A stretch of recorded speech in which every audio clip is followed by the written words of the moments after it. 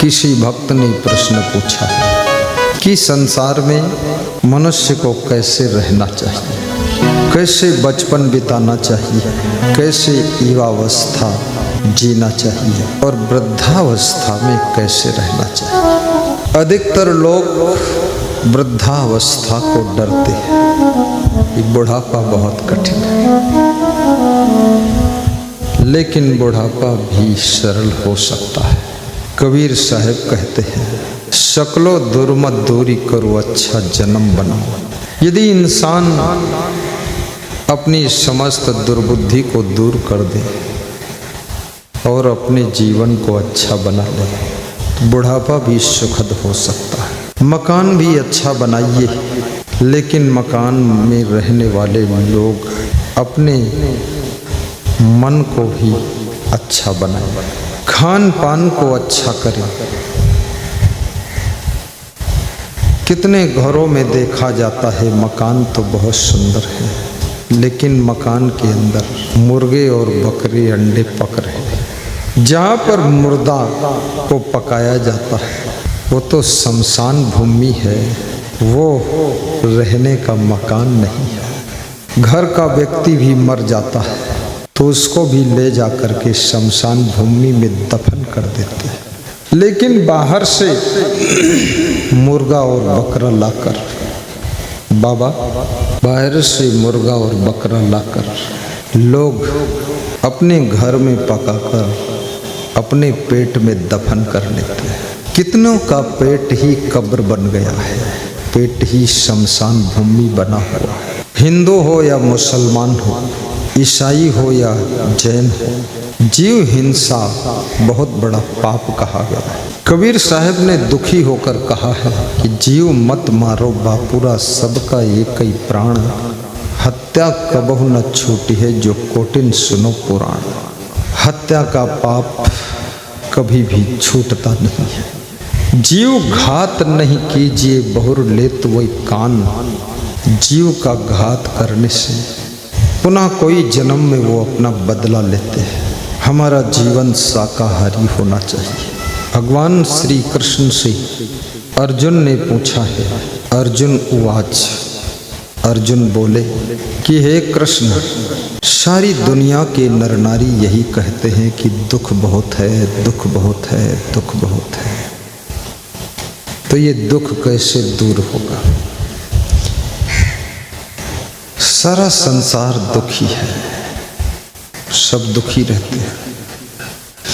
कोई मन से दुखी है, कोई शरीर से दुखी है, कोई परिवार से दुखी है, कोई अपने बच्चों से ही दुखी है। किसी के बच्चे नहीं हुए तो दुखी है और किसी के बच्चे ज़्यादा हो गए तो भी दुखी है। एक बालक ने अपनी माँ से कहा कि माँ, अल्ट्रासाउंड में देखा हूँ तो मेरी पत्नी के गर्भ में 3 बच्चे हैं एक साथ। तो सासू माँ घबरा गई कि 3? बोले तू तो एक चाहती थी पर 3 है। तो माँ ने अपना कान खुजलाया कि एक को तो संभालना मुश्किल है, 3 आ रहे हैं, ब्रह्मा विष्णु महेश। कौशल्या, सुमित्रा और कैकेयी आ रही है, 3 देवियां एक साथ। एक महिला ने एक साथ 5 बच्चों को जन्म दिया था। क्या कुदरत का खेल है। किसी किसी को एक भी बच्चा नहीं होता है, बड़ी कसरत करते हैं, दवाई बहुत लेते, दुआ लेते हैं, चूहिया भी नहीं पैदा होती। और किसी किसी का न जाने कौन पुण्य है, 5 बच्चे एक साथ आ रहे हैं, 5 पांडव आ रहे हैं। कोई अर्जुन है, कोई भीम है, कोई नकुल है, कोई सहदेव है, कोई युधिष्ठिर है, और कर्ण पहले ही आ चुके हैं। बड़ा कठिन समाचार है। जिनके बच्चे नहीं हैं वे इसलिए दुखी है कि हमारे कोई औलाद नहीं है, और जिनके बच्चे हैं वे इसलिए दुखी है कि औलाद तो है लेकिन बच्चे कहना नहीं मानते, मनमानी करते हैं। और बच्चे अगर कहना भी मानते हैं तो इसलिए भी लोग दुखी हैं कि बच्चों का विवाह नहीं हो रहा। अभी मैं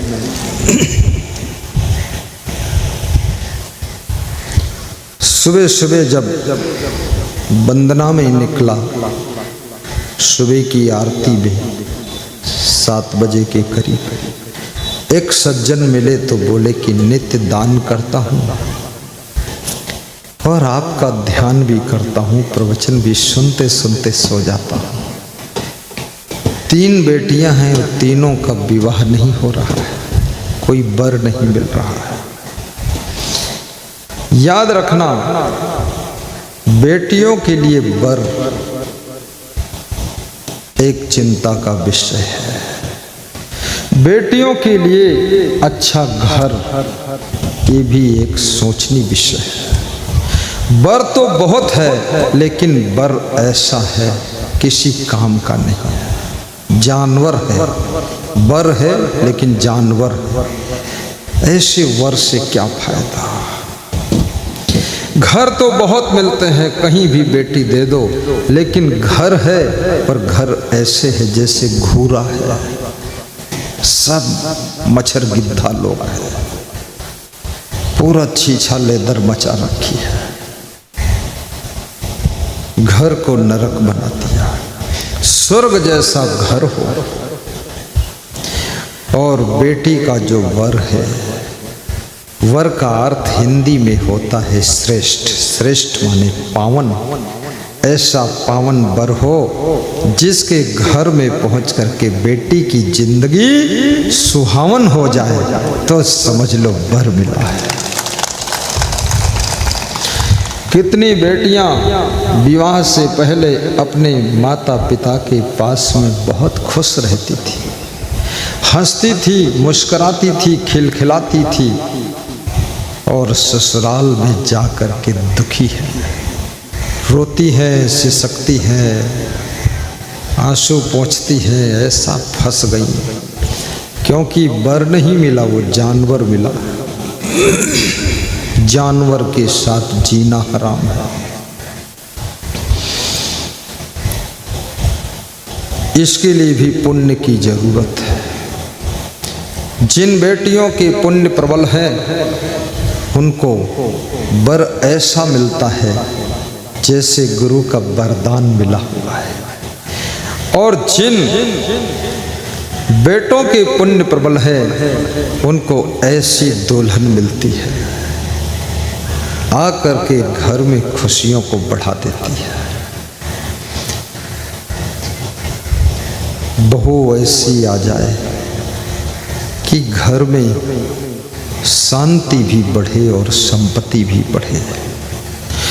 कितनी बहुएं तो ऐसी आई हैं जिस दिन से आई है उसी दिन से बीमार हो गई है, दवाई ही दवाई खा रही है। भोजन तो खाती है 50 रुपये का, दवाई रोज खाती है 500 की। ना जाने कौन रोग आ गया है।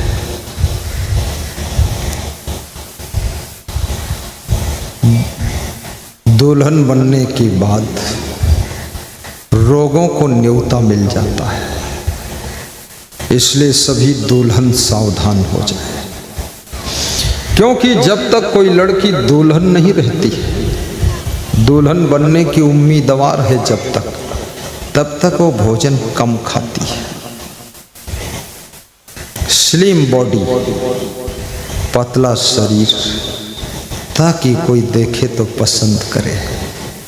लेकिन जिस दिन से दुल्हन बन गई और ससुराल में एंट्री हो गई, उसी दिन से दमादम मस्त कलंदर और दुल्हन का पहला नंबर।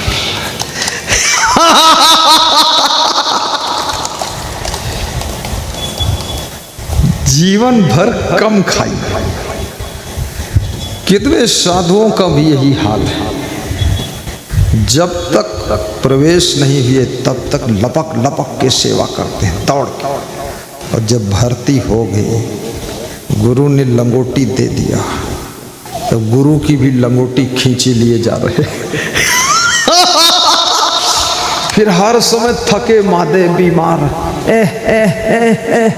अब गुरु उनको लादे लादे घूम रहा, गधा कहीं का। साधु बनने के बाद भी सावधान रहो। सवेरे मेरे पास में श्री राजा राम की पत्नी रेणु देवी खीर लेकर आई। मैं केवल 1.5 चम्मच खाया, वापस दे दिया। बोली कुछ खाए नहीं गुरुजी। तो हमने कहा माता जी तबीयत खराब हो जाएगी।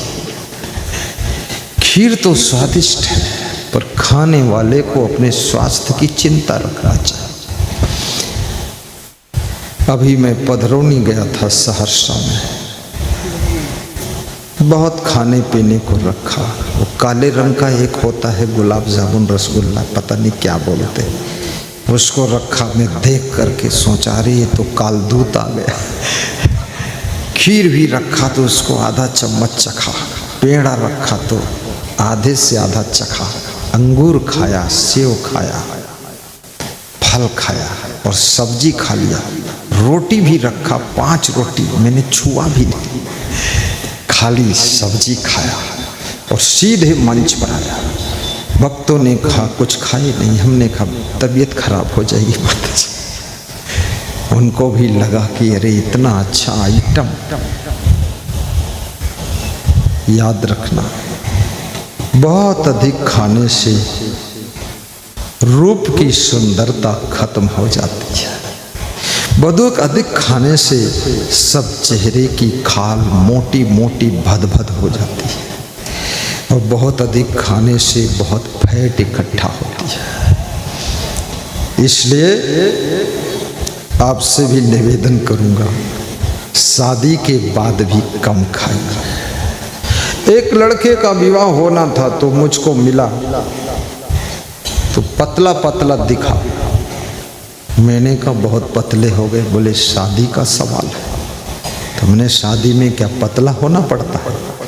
बोले कोई शादी करेगा ही नहीं, बहुत मोटा देखेगा। तो बोले सब छोड़ा हूँ, मीठा छोड़ दिया, चाट पकौड़ी छोड़ दिया, समोसा छोड़ दिया, कम खाता हूँ, पेट अंदर किया। शादी हो गई, 6 महीने बाद फिर मिला तो फिर से वो एकदम भका भक फुल। हमने कहा क्या हुआ? बोले अब तो आ ही गई पत्नी, अब क्या करेगी, फंस गई होगी। उसकी पत्नी को भी देखा, वजन था 50 किलो जब शादी हुई। 2 साल बाद देखा वो भी 80 किलो हो गई। हमने कहा दमादम मस्त कलंदर, और घर का विकास हो चाहे ना हो लेकिन बॉडी का विकास हो रहा है।